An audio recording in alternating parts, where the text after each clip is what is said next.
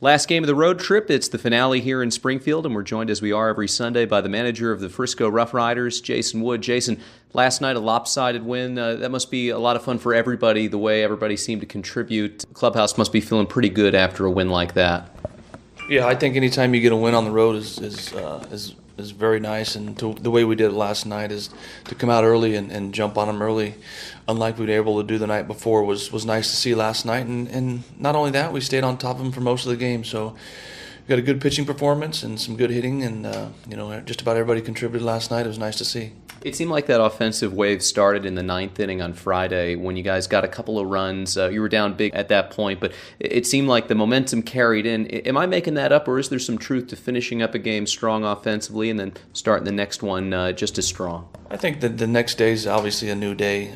I think it's just basically a situation where they weren't going to give any at-bats away last night, and they came out ready to go from the first pitch on, and it's something that these guys have done most of the year, and it's nice to see what they did. So, maybe some of that momentum can carry over, but I don't think it really has any true effect on the way we came about it last night. We were just ready to play last night, and hopefully we'll do that again tonight. It was about a month ago that you were telling me April showers bring May flowers. So the team was second to last in the league in hitting in the first month of the season. This past month of May, ranked second in all of minor league baseball, hitting over 300. So you were certainly right. You saw this coming the entire way, didn't you? I did. I don't know if the numbers are going to be that high in my mind, but I've had most of these guys last year and previous years, and I know what they can do. And so it was just a matter of time, and it's nice to see what they did in May, and hopefully we can carry this over into June and keep this thing riding.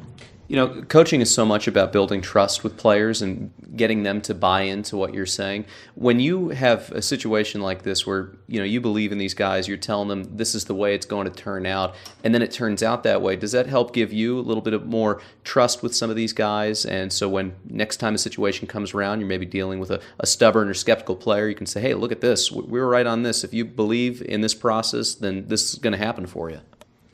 Yeah, I think the biggest thing for me and my point that I like to get across to these guys is preparation. If you're prepared to come to work and to come to play every day the right way, and you're setting your routines and you're doing things correctly, good things are going to happen. You wouldn't be here if you couldn't play at this level.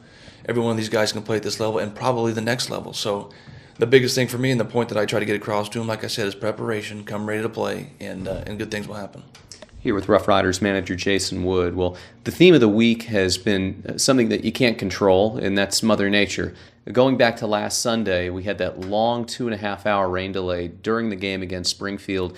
Tell me a little bit about what the conversation was like with you, the umpiring crew, the other manager, Mike Schild, everybody involved when a situation like that is happening. You're trying to figure out, is it okay to play?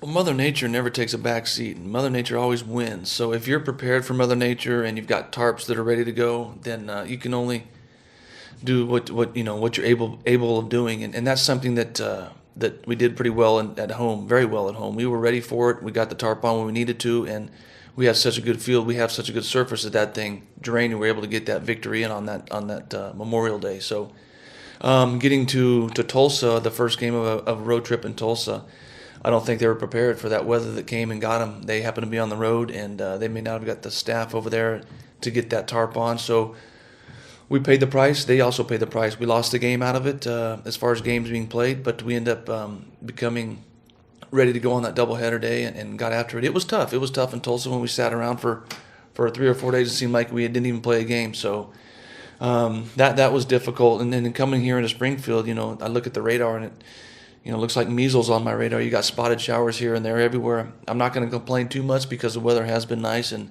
the temperatures aren't too bad. So that's a good thing. But you just have to be prepared for whatever's going to come. And this ground crew is great. This office, this front office has been very good about communicating, and we've done things the right way. So we'll get home and get ready to roll when we get there. But for right now, we got to fight it and sort of get through it. In Tulsa, the day on Wednesday, for those folks who maybe don't understand why the team didn't play, what exactly were you and everybody looking for out of the infield dirt, and why was it not able to play a baseball game that day?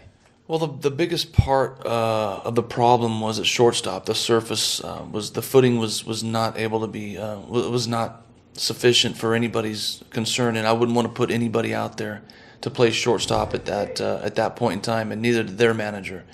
It was slippery. It was wet. Very moist underneath the surface. They couldn't find a way to dry it. It was just too dangerous to put anybody out there, and especially that part of the diamond where all the action is. You've got not only your shortstop, but you've got guys rounding second base, going into third. You take a wide turn, easily lose your footing and lose a knee, or bad things could have happened. So I think we made the right decision on that. I guess they must have had a leak in the tarp right there, or some sort of hole in the tarp that's where it all sat, and it was the low point of the field, so that took the most damage. But it's just you don't want to see anybody get hurt, and that's, I think we came up with the right decision not doing it. The first game of that doubleheader, I mean, you talk a little bit about being ready to hit and having all those days off. It was almost like a miniature all-star break there in terms of guys not being able to hit out there on the field with the delays and everything that went down over this week.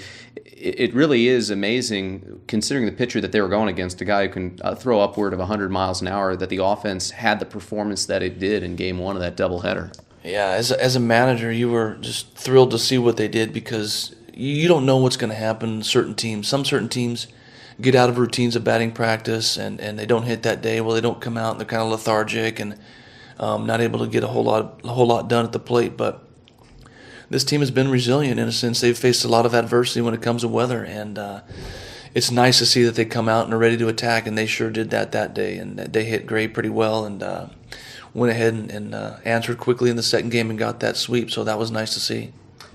Player I was talking to earlier this week, Odubel Herrera, talked a lot about his growth, his maturity over the last couple of years, and really coming into this season. He has played very well since he really started the season in Myrtle and now with us.